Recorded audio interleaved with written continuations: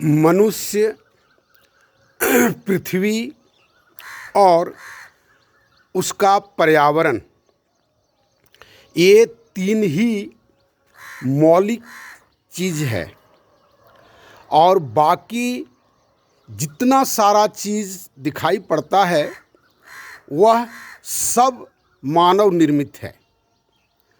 और मनुष्यों ने इन तीनों के बीच एक सम्यक संबंध बनाने के लिए नीति का निर्धारण किया।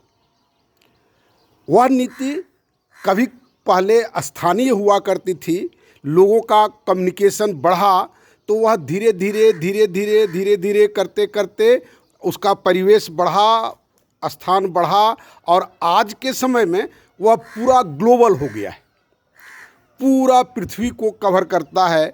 कहीं पर भी कोई नीति का निर्धारण होता है तो उसका प्रभाव पूरे पृथ्वी पर पड़ता है।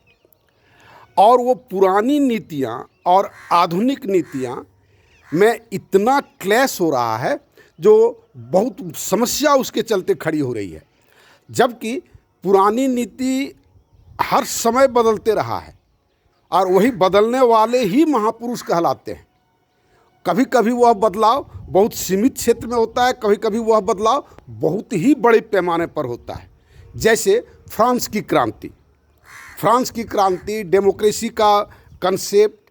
अब स्थिति ऐसा आ गया कि लोगों का डेमोक्रेसी में भी लोगों ने राजतंत्र खोज लिया है। ये लोगों का व्यवहार अगर देखेंगे, किसी भी देश के मामले में देखें या पूरा अंतर्राष्ट्र के मामले में आप देखें, ये डेमोक्रेसी होते हुए भी लोगों ने उसमें राजतंत्र का रास्ता निकाल लिया है। तो ये मनुष्य का क्या कह सकते, धूर्तता है। जो ये व्यक्तियों का अपना कुछ व्यक्ति धूर्त पैदा होता है। एक दिन हम शायद वीडियो एक दिन बनाए थे कि राम आज इसलिए पैदा होने से उत्पन्न होने से डरते हैं कि इतने रावण हो गए हैं, जो हम जीत सकेंगे कि नहीं जीत सकेंगे शायद उनको शक है। नहीं तो इतनी विषम परिस्थिति में उनको फिर से अवतार लेना चाहिए। लेकिन वो तो मजाक में ये उदाहरण देते हैं, वो आस्था की चीज़ है, वो दूसरी चीज़ है। लेकिन ये जो पूरा परिवेश है, सबसे पहली बात है कि कितना लोग सोच रहे हैं, है ना। हम लोग सब कोई आवश्यकता महसूस करते हैं, लेकिन सोच कितना रहे हैं। कल भ्रमण के क्रम में एक बैंक रिटायर व्यक्ति से मुलाकात हुई और वो कहे कि जो हमारी संस्कृति से हम विचलित हुए, जिसके चलते कि बहुत सारी विकृतियां पैदा हुई हैं। कभी स्त्री पुरुष को मार देता है, कभी पुरुष स्त्री को मार देता है, कभी कोई किसी को मार देता है। तो उनको स्त्री पुरुष का एक दूसरे का जो हत्या करना है, ये बड़ी आश्चर्य लगता है। लेकिन और भी तो बहुत सारी हत्याएं बहुत सारे कारणों से हो रही हैं। हम उनसे पूछे कि कारण क्या है, किस कारण से ऐसा हो रहा है।